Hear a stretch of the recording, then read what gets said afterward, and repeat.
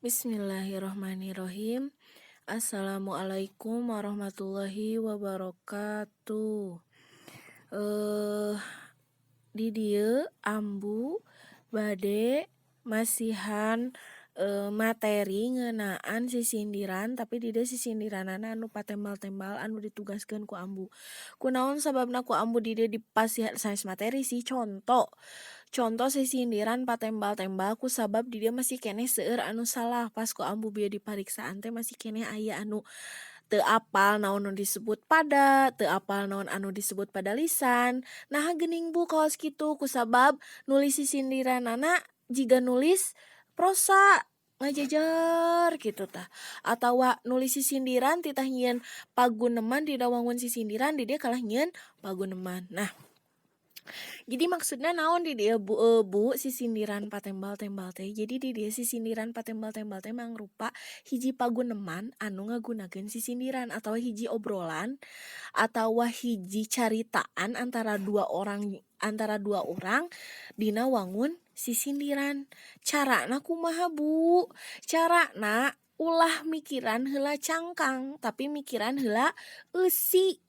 Kan dina sisindiran teh kan dina ciri-cirina teh diwangun ku dua naon teh diwangun ku dua hal nyaeta cangkang jeung eusi. Dua pada lisan cangkang, dua pada lisan eusi. Urang ulah waka mikiran cangkang tapi urang kudu mikiran naon yeuh eusi anu ku urang arek di naon anu ku urang arek di tepikeun. Nah misalna tangtukeun heula temana ngeunaan bu meh babari bu ngeunaan cinta misalna teh. Berarti cinta mah misalna antara lalaki jeung awewe. Nah ayeuna tangtukeun heula eusina. Nah kan diheuleut heula opat naon teh diheuleut heula dua pada lisan. Terus dina sapada lisan teh diwangun ku 8 nepi ka 12 engang. Maksud dia 8 nepi ka 12 engang teh naon? Engang teh suku kata. Jadi lamun misalna kieu ikan hiu.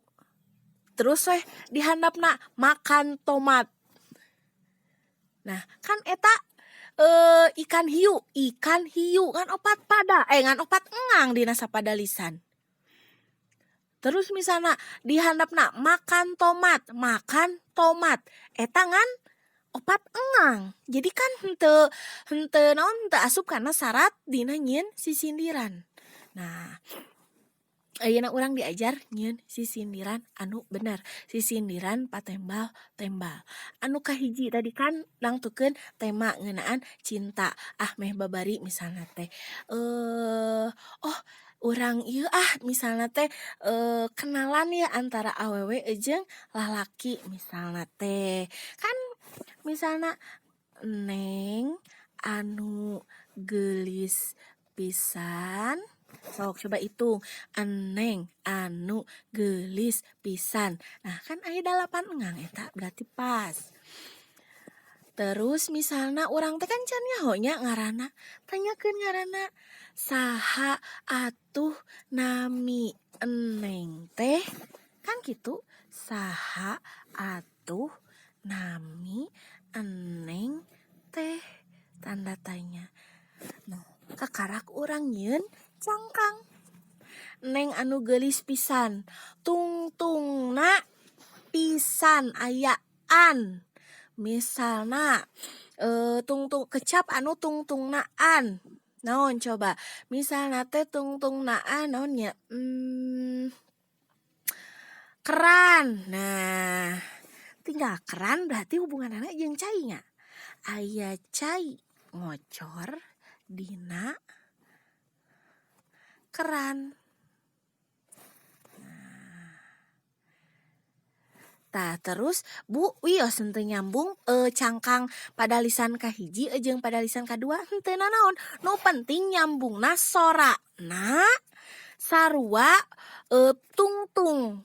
Nu penting tungtung pada lisan kahiji cangkang jeung pada lisan katilu eusi sarua. Bu lamun misalna nu tengah-tengahna sorana sarua henteu sarua teu naon? Kan ieu henteu naon aya cai ngocor dina keran neng anu geulih pisan teu masalah nu penting sora tungtungna sarua sora tengahna henteu sarua ge teu nanaon syukur-syukur alus-alus sora tengahna ge sarua tapi nu penting ieu mah sora tungtungna sarua saha atuh nami neng teh anu tungtungna teh nah, misalna teh kebon enteh nah, si emak misalna teh si emak keur ngala enteh aya cai ngocor dina keran si emak keur ngala enteh neng anu geulis pisan saha atuh nami neng teh bari kan nah ayeuna pada lisan kadua pada kadua ya dijawab ya ku si nengna kudu nyambung kade ulah nepikeun ka ieu nanya ngaran dijawabna alamat kan teu nyambung jaka sembung nya nah misalna teh rek jaim misalna teh nya si awewe na teh misalna teh aduh akang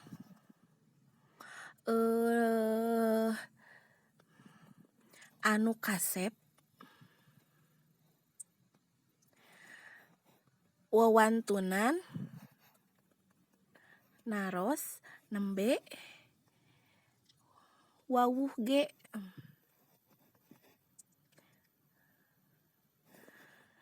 kan jaim ya caritana si istri na teh aduh akang anu kasep wawantunan naros nembe wawuh ge nah kan ieu naon teh ditarik ulur ku si enengna ku naon teh ayeuna urang tinggal ngadamel cangkang misalna kasep tungtungna ep mah misalna teh dagang bala-bala tepi ka seep bener teu kan tungtungna seep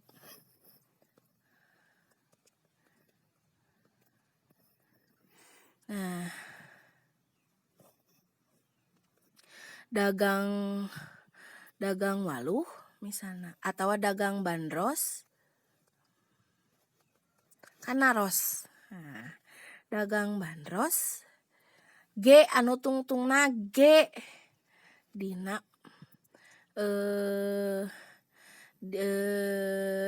dina parangge misalna